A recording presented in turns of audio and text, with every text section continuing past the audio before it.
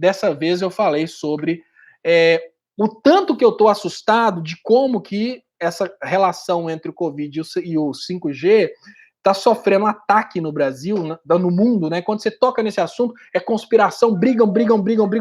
Aí eu fui ver o tanto de gente que me atacou na internet e eu redigi uma carta. Eu queria até falar com a minha prima Rocha que essa carta, minha prima Rocha, essa carta não tem nada a ver com você, tá?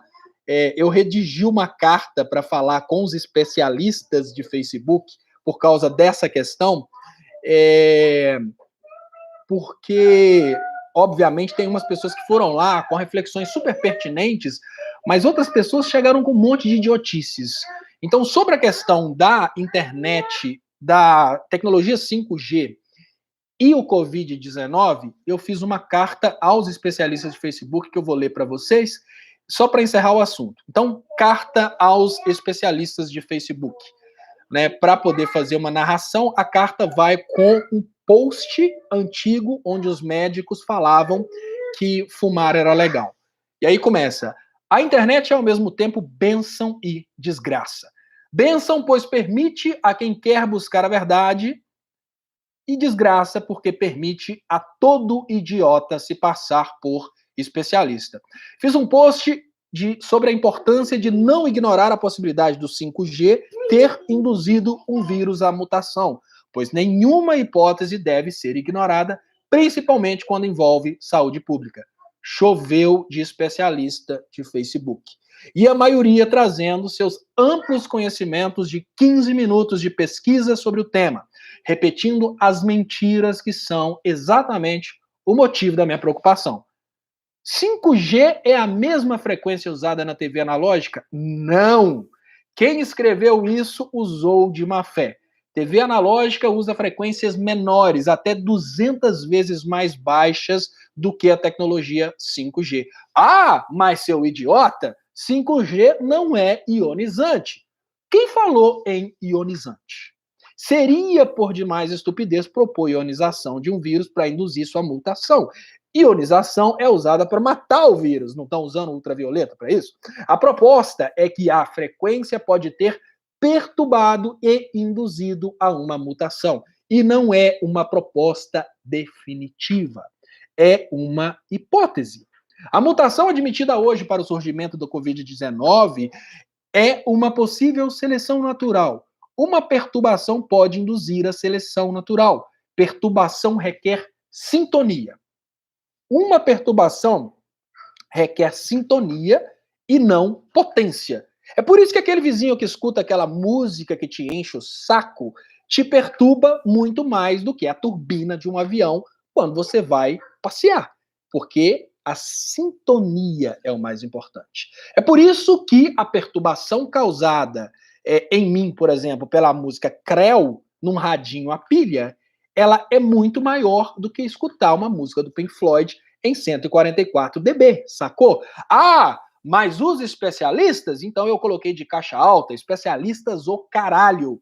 Não tem nem eu, nem você, imbecil, pós-doutor em física formado pelo Facebook, condições de definir isso à primeira vista. Isso precisa de pesquisa, são necessários elementos para verificar essa tese. Então, assim como eu não disse que essa hipótese é uma garantia, eu disse que não pode ser desprezada, não seja estúpido bastante para garantir que a hipótese é idiota. O fato de você ser ignorante e não ter estudado o tema não implica na inexistência do tema. Ah, mas eu fiz o cálculo, né? Porque eu fiz o cálculo. Sou o máximo, sei calcular o comprimento de onda. Não tem nada a ver. O comprimento de onda do 5G é muito maior que o vírus. Aí eu escrevi de caixa alta de novo. Espera, desgraça. O assunto não termina em Física 3. Aguarda, você vai terminar essa maldita faculdade e vai estudar a série harmônica, vai estudar a série de Fourier e outros elementos necessários para a compreensão do tema. Se tem algo que enche o saco, é o diabo que pensa que o conhecimento só vai até onde ele estudou.